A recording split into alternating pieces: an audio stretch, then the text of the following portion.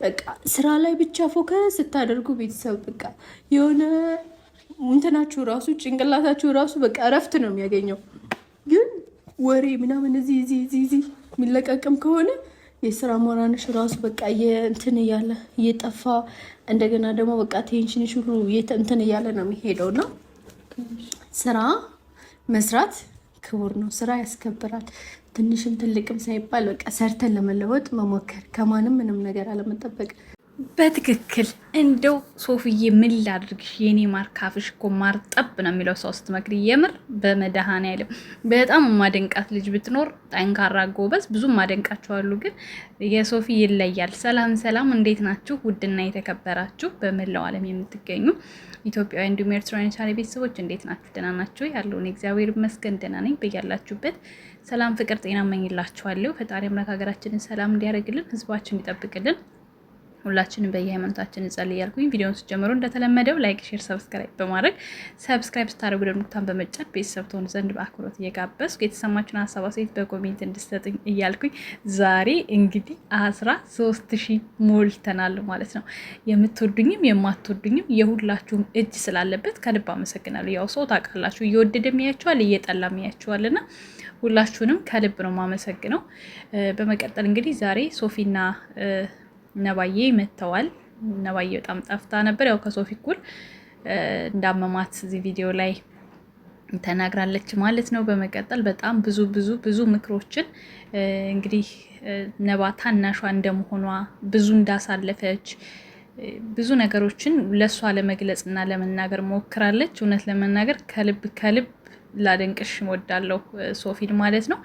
ከራሷ ህይወት ተሞክሮ ሌሎችን በጣም የምትመክር በተለይ በመስተንግዶ እሷና ለምለም አንድ አይነት ባህሪ ነው ያላቸው። ሰው የጠገበ አይመስላቸው። በቃ የምር ያላቸውን ድፍትፍት አድርገው ነው ሰው እንግዳ የሚቀበል። ኢትዮጵያዊነትን ማየው እነሱ ሲጋብዙ ነው እንግዳ። በጣም ባለሙያዎች ናቸው ደግሞ ሁለቱም ማለት ነው። እና ሶፊዬ በቃ ታቋታላችሁ። ኢድም ሲሆን ቤቷ ሰውም ሲሄድ ሁልጊዜ የምናየው ነገር ነው። ቤቷ ሙሉ አድርጋ ነው በቃ እንግዳ የምትቀበለው ምናምን እና በዛ ላይ የምትጥላቸው ምክሮች ምናምን በጣም ደስ የሚሉ ነገሮች አላቸው። ሲቀጥል ደግሞ እንግዲህ ብዙዎች ተጣልተዋል፣ ብዙዎች ተለያይተዋል። ታውቃላችሁ በጣም ብዙ ነው የነሱ ግሩፕ።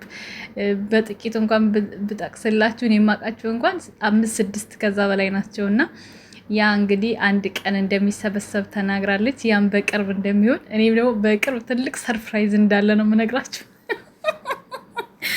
አይ እውነት ያርገው ብላችሁ ጸልዩ ማለት ነው። ያው እንድትይዙት ያክል ነው። አዳዲስ ነገሮች ሲፈጠሩ ሳምሪ ምን ብላ ነበር እንድትሉ ለማለት ያክል ነው። በነገራችን ላይ የሰው መታረቅ የሰው ሰላም መሆን ማንም የሚጠላው ሰይጣን ብቻ ነው። እኔ እነሱ ሰላም መሆናቸውን በፍጹም አልጠላም። ሁሉም በአንድ እንደድሯቸው ቢሆኑልኝ ደስ ይለኛል። ግን ሰላሙን ይፍጠሩ። ሊለዩቸው፣ አብረው ሊሰሯቸው፣ ድጋሚ ሊቀርቧቸው የማይሆኑ ሰዎች ሊኖሩ ይችላሉ በመካከላቸው። ምክንያቱም ጓደኛህን የምታየው በክፉ ቀንህ ነው። በተለይ ደግሞ እንደዚህ አብራችሁ ሆናችሁ በደህና ቀን ያደረጋችሁትን ነገር የሚያወራ ሰው በጣም ከጓደኛም ልትርቁት 40 ክንድ ልትሸሹት የሚገባ ሰው ነው። የእናንተን ጎዶሎ ተከትሎ በጎዶላችሁ ውስጥ እናንተን ለመስበር የሚሮጥ ሰው ካለ መራቅ ያለባችሁ ያንን ሰው ነው። መቼም ድጋሚ ተሻሽሎ እናንተን ሊጠቅማችሁ አይችልም። እንደዚህ አይነት ሰው እንኳን አይደለም ብለ ከሌላ ጓደኛ እንኳን ተጣልቶ ለእናንተ መጥቶ ካማላችሁ ጓደኛ ሲታማ ለኔ ብለ ስማ ነው የሚለው ያገሬ ሰው። እና ሰላም ሁኑ። እንደ ድሯችሁ ባትሆኑ ራሱ በቃ ታርቀናል የሚል ነገር ራሱ ብታሰሙ ደስ ይላል። ሰው ተጣልቶ ባይላይ ደስ ይለኛል። እኔ በተለይ በዩቲዩብ በጣም ከሰማይና ምድር ነው የምትገናኙት። አብሮ አደግም ላትሆኑ ይችላላችሁ። በቃ ዩቲዩብ አገናኝቷችሁ በተለያየ አጋጣሚ ለስራ የተገናኛችሁ እስከሆናችሁ ድረስ እንትን ማለት እንዲሁም ደግሞ ሶፊዬ ያው በጉጉት የምንጠብቀው ቢሳካልን ብለን የምንመኘው ምርጥ ፍቅረኛዋ ቶፊቅ አለ። ታውቃላችሁ ግንባር ቀደም እነሱ ቢታረቁልን ምን ትላላችሁ? ምን ትላላችሁ ቤተሰብ? ከዛ በኋላ ሁሉንም መሰብሰብ ይችላሉ ብዬ አስባለሁና በቃ ፍትህ እንበል እንዴ! ፍትህ ለኛ ይታረቁልን እንዴ! ከጸብ ምን ይገኛል? ሆይ ከጸብ ምንም አይገኝ። እውነቴን ነው የምነግራችሁና በቃ እውነት ያርገው ብላችሁ ተሳሉ። በኮሜንት ደስታችሁ የሆነ በቃ እውነት ያርገው ብላችሁ ተመኙ ማለት ነው። በተረፈ ነባዬ እንግዲህ እንደምታዩት ከስታለች። ሶፊም እየተናገረች ነው። እኛም በፊትም ስለምናቅ ሰውነቷን ምሽቡሽ ያለች ምናምንም ስለነበረች ማለት ነው። በነገራችን ላይ እኔ በነባ ቦታ ብሆን ከእሷም በላይ ልከሳ እችላለሁኝ። ምክንያቱም ብዙ ነገሮችን እየተቋቋመች ሰው መሄድ ሰው ማምጣት ምናምን አይደለም። እናንተ ሁሌ ታርጌት ማድረግ ያለባችሁ ከሌ ሲሄድ ተሰበረ፣ ከሌ ሲሄድ መጣች ተጎዳች ምናምን አይደለም። የሰው ልጅ በብዙ ነገሮች ይሰበራል።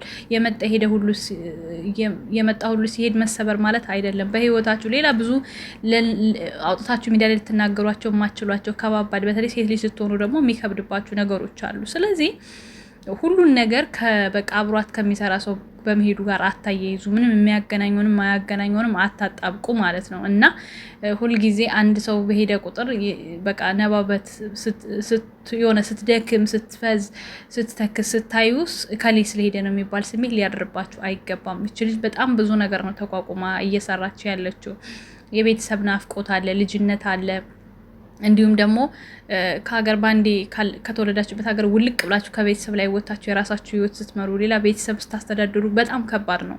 እኔ ነግሬያቸዋለሁ ከዚህም በፊት አዲስ አበባ እኔ ልደፍረው ማልችለው በቃ አሁን ሳስበው መኖር እመኝና ቤት ኪራይ የሚባለው ነገር ራሱ ይከብደኛል ሳስበው ማለት ነው። እና እነዚህም ብዙ ነገሮች ተቋቁማ ያለች ልጅ ስለሆነች ከሰው ጋር አታገናኙት። በቃ እሷ የራሷ የሚባል ህይወት የራሷ የሚባል ጭንቀቶች አሉባት። ስለዚህ እነሱን ደግሞ እንዲስተካከልላት በዱአችሁ በጸሎታችን ነው ልናስባት የሚገባው። እንድጠነክር ህይወቷ እንዳይሰናከል በቃ መሰናክል እንኳን ቢገጥማት መሰናክሏን ማለፍ እንድትችል ከጎኗ አለንልሽ ልንላት የሚገባው እንጂ ሁሌ በቃ በነገሮች ላይ ቁጭ ጥብቅ አትበሉ ለማለት ነው። ሲቀጥል ደግሞ ሶፊዬም እግዚአብሔር ይስጣት ማለት ሰው በተቸገራችሁ ሰዓት የመጣላችሁ ያገኛችሁ ሰው ነው። ሰው ማለት ለእኔ እስከማስበው ድረስ ባለኝ ሰዓትማ ሁሉም ዘመዴ ነው። ግን የሆነ ነገር በተፈጠረብኝ ሰዓት ከጎን የሚደርስልኝ ሰው ለእኔ ያ ሰው ነው ትክክለኛ ሰው። እና ሶፊዬ በጣም ከዚህም በፊት በብዙዎቹ ስለማውቃት ብዙዎችን በማጽናናት ነው የምትታወቀው፣ ብዙዎችን በማበርታት ነው የምትታወቀው። ታውቃላችሁ ራሷ ላይ ብዙ ችግር ኖሮባት ራሱ የራሷን ችግር አታዳምጥም። ሌሎችን ነው መስማትና ማዳመጥ የምትፈልገው። እና በዚሁ ቀጥይበት የኔ ቆንጆ ለማለት እወዳለሁ። ሴት ደግሞ ሲጠነቅ እኛ ሴቶች ነን ልናበረታታ የሚገባው። ሴትም ስትሳሳት እኛው ነን ልናርም የሚገባው። ብዙዎቻችሁ አሁን በቃ በምናገራት ነገር ሁላ እየመጣችሁ ወድሽ ነበር ጠላውሽ። እኔ ፈጣሪ አይጥለኝ። በነገራችን ላይ ሰው ወደደኝ ጠላኝ ምንም አያኖረኝም። አንድና አንድ ማናገር ያለብኝን ተናግሬ መኖር ያለብኝን እኖራለሁ፣ አለቀ። ግን ደግሞ ሰው ይጠላኛል ብዬ ደግሞ ስህተቶች ሳይ ማለፍ አልችልም። እኔ እንደናንተ ማለባበስ አይመቸኝም። ምክንያቱም ፈጣሪ የማይወደው ሕሊናዬም አይፈቅደውም። ገባችሁ? ስለዚህ እዚህ ጋር መጥቼ አንዱን ሳደንቅ አንዱን ትስል በማየው ነገር ነው እንጂ ዝም ብዬ ተነስቼ አይደለም ሰውን ልናገር የምችለው። በምን ተናገርች ብላችሁ ደግሞ ቆም ብላችሁ ጥያቄ ውስጥ ራሳችሁ ማስገባት አለባችሁ። ያ ሰው የጎደለው ምንድን ነው፣ ቢያስተካክል ቢጠቅመው ምኑን ነው ብትሉ ለራሳችሁ ነው የሚጠቅማችሁ ወይም ለዛ ሰው ነው የሚጠቅመው እንጂ እኔ ጋር መታችሁ ብትሳደቡም ብትናገሩም ክፉ በጎ ቢወጣችሁ ምን የምትጠቀሙት ነገር የለም። እና ለማንኛውም ሌላ ብዙ ላረዝምባችሁ አልፈልግም። በርቱልኝ፣ ጠንክሩልኝ። ከዚህ ባለ ሶፊና ነባ በደንብ ብትሰሩ አብራችሁ ደስ ይለኛል። ሰው ሳይበዛ እንደውም ሰው ሲበዛ ነው ብዙ ነገሮች የሚፈጠሩት። እና ጓደኝነት መካከልም ቢሆን ራሱ መተጋገዝም ራሱ ጥቂት ሆኖ ነው ሰው መተጋገዝ ያለበት። እና ስሩ እንደዚህ እየተገናኛችሁ። ለማንኛውም ቤተሰብ ላይክ፣ ሼር፣ ሰብስክራይብ አድርጉ። ጉዞ ወደፊት። እወዳችኋለሁ። መልካም ጊዜ። ቻው ቻው።